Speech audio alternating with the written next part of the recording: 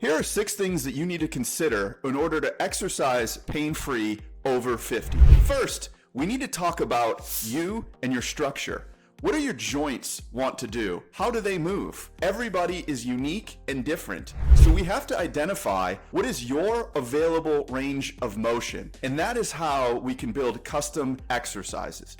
2 is, in this range of motion, how much muscular control do you have over those ranges? Meaning, how much of it do you control? Can you move through the ranges successfully? Or do we need to cut them up into pieces to give you a better exercise experience? And finally, is we need to identify how much you can tolerate. We can't have you doing too much. If you do too much, we're gonna piss things off and you're not gonna wanna continue. So the first thing that we have to do is start with you. The second thing is we cannot violate our guide rails. And what I mean by that is your structure and joints are your ultimate limiting factor. If you think about driving a car, your joints are those cement embankments on the side of the road or the guide rails. They're the things that you cannot turn into.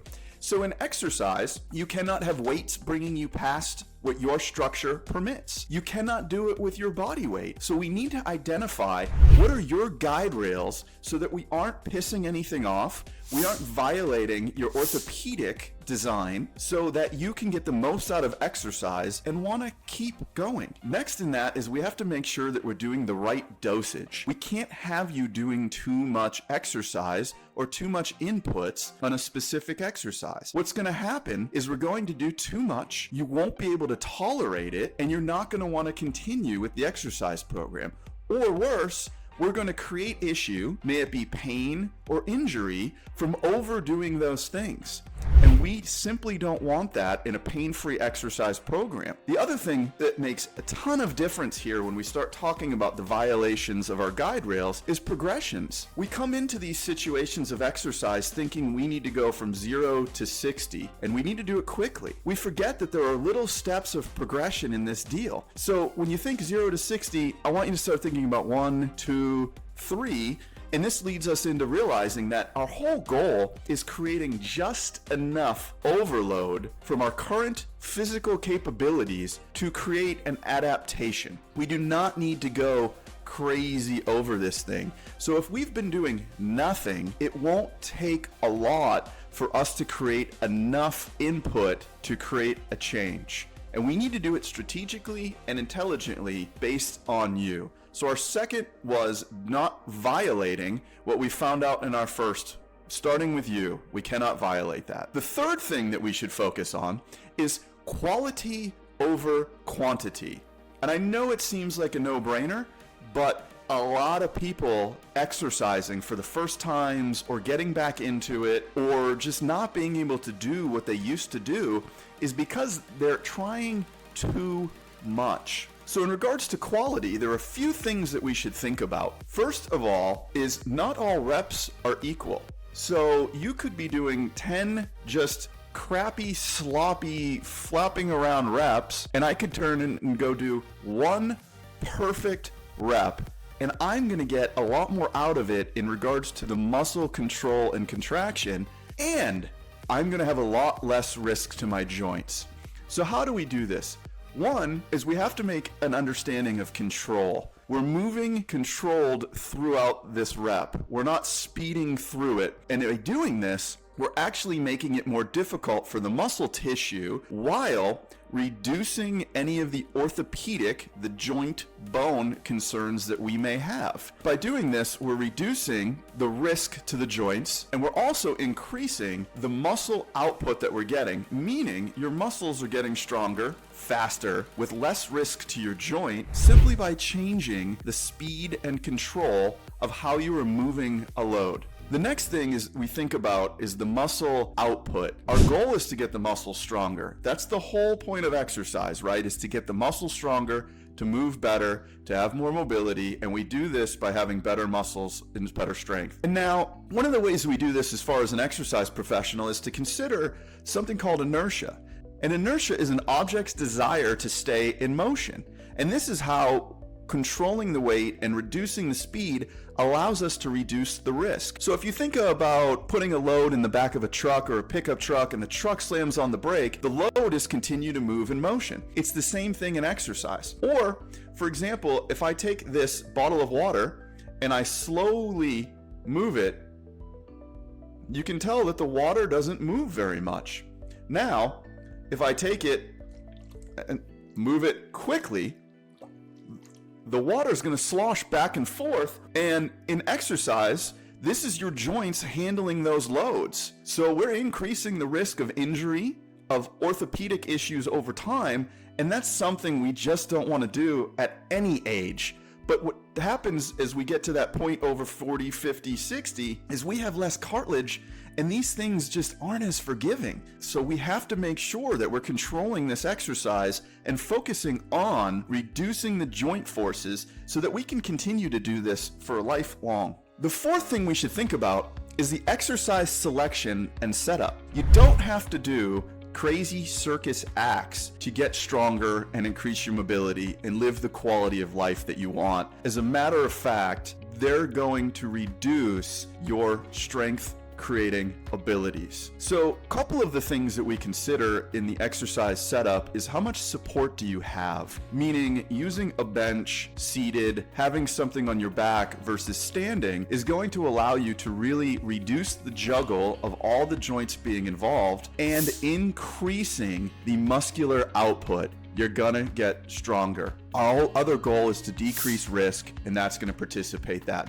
as well. Another piece of this is in the beginning, we can focus on exercises that are more isolated. And what I mean by that is something that's gonna be more single joint so that we can create a habit around something that is easier for you to execute. The other thing that occurs when we decrease the amount of joints involved is the laser point focus that we can get on the muscles that we want to work. Now we can get these guys stronger. It's almost like tutoring a kid in class, allowing them to catch up to all the other students so that your body will perform and move in a better fashion. The other thing to consider here is thinking about software versus hardware or a car versus a driver. One is very much about engine, power. The other is about a skill of driving it, response time, instinct. And in the beginning, what we really want to focus on is your car. Improving your engines, increasing your muscles' ability to create output, getting strategically stronger. Most people that jump into exercise that I see jump right into wanting to drive this car, and they go into these circus act exercises that they can't stick with for a long time and minimizes their ability to improve the car. And that's what we need to do first. You have to have a good car to drive. It's the same thing of going to a mechanic for your car in regards to how we can deliver strategic exercise. The fifth thing that we really need to consider, and I think this one becomes super important, it sets a stage for everything else that we can do, are mental models. What do you think about? How do you view exercise? Do you think about it as lifelong, or do you think about it as a short-term 6 to 8 week goal and set yourself up as failure? What we should do here in exercise is to go into this thing thinking lifelong considerations, not a 6-week goal, not an 8-week goal. We need to make sure that the exercise choices that we're doing are going to allow us to do this thing for a very long time.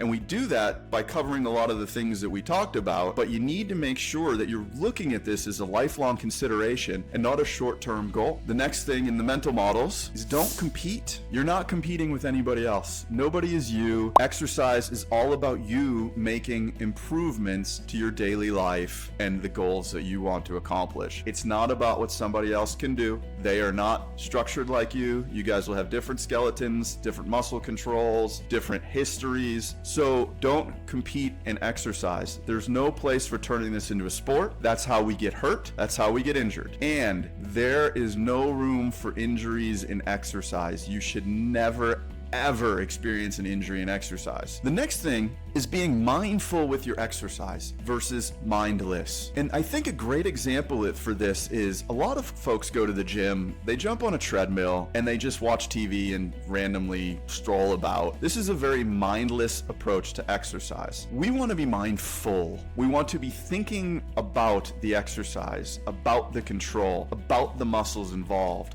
We want to be really dialed in. And this is how we really get that quality over quantity approach to exercise, and how we get much better results. The other thing is to set appropriate expectations and to focus on the right things. What I mean by that is, going into this exercise process, we want to focus on inputs, not necessarily outputs. Meaning, if we can build you a habit and your main focus is, I am just going to exercise 3 days a week for the first month, 2 months, or 90 days, whatever time frame you need to build that habit, we're going to have a much better result than if your whole goal is, I want to get rid of this pain immediately, I want to lose 20 pounds immediately. Let's focus on building habits and inputs on how we make this thing lifelong. Because if we are consistently doing the right inputs, we are going to accomplish these external results over time. Extraordinary things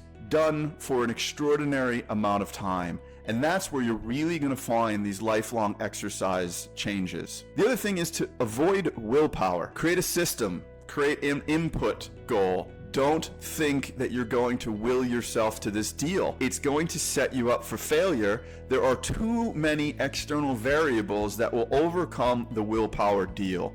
Focus on inputs. The other thing is that we need to make sure that we lose the numbers and our egos. What I mean by that is, I don't care if you're doing 10 reps if they're all sloppy. I don't care what's on the side of the weight, because if it's launched through space quickly with momentum, it is no longer what it says on the side of the plate. So if you have a 15-pound dumbbell, it's only 15 pounds when it's resting on the ground or the rack, not when it's moving. Stop focusing on variables that don't matter and lose the ego. What you used to do is irrelevant. You used to have cartilage. You used to not have pains, right? Lose the ego. Focus on things and inputs that are going to make long-term changes for you. The sixth thing that you should focus on in order to exercise pain-free over 50 is the idea of a warm-up. I want to challenge your idea of what a warm-up is, and I want to challenge you to think about a different word in place of this.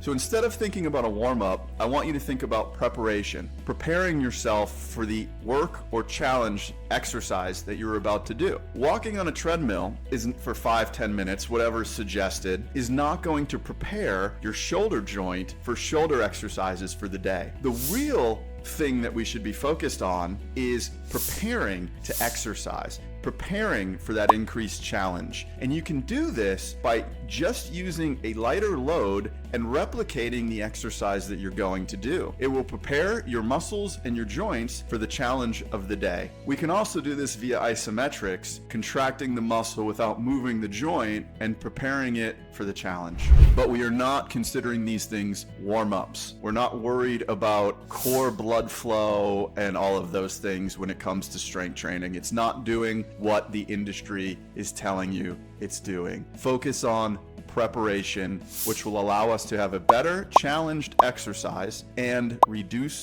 the risk. The next thing is to get expert guidance. Work with somebody who's done this before, who's been there, who has the appropriate qualifications to lead you in this journey, but most importantly, has done it. They understand the pitfalls, the loopholes, the things that are going to set you up for failure, the mental models, how to work through those things, how to genuinely deliver the right type of exercises for you. I want to talk a quick second about the difference of knowing your destination versus trying to explore and find it for the first time. Now, if you've heard the story about the Thai boys that got trapped in a cave in Thailand, there's a significant difference to the first dive teams that went in and didn't know where they were located. There was an exploration process that had to occur. Now, once they found them, they could lay a line or a track for other dive teams to follow. And the dive journey that these next guys had was far easier because they knew where they were going, they knew the outcome and expectation, they knew how far it was, they got to follow a line, a track. There's a big difference, right? So now If you're going into this cave, let's talk about exercises going into this cave. You can go in with an unknown destination, an unknown track, or you can work with somebody who's been there before, who can set up the right expectations and goals and guidelines on how to get there. Make sure that you're fast tracking yourself to these goals and habits, because you don't have the time when it starts to come down to joint pains and movement issues. You want to be able to enjoy life. You want to be able to enjoy retirement, and you want to be there for your family for the long run. And by doing this in a way that we know is going to work will make a significant difference. So make sure you're finding an expert that can get you there faster and safer.